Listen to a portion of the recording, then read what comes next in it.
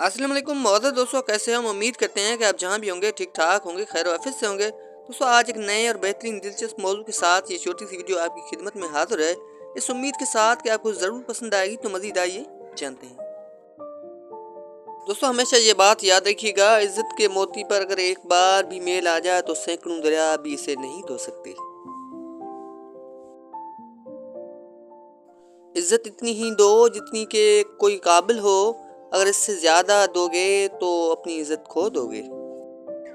दोस्तों खुलूस और इज्जत बहुत नायाब तोहफे हैं, इसलिए हर किसी से इनकी उम्मीद ना रखो, क्योंकि बहुत कम लोग दिल के अमीर होते हैं।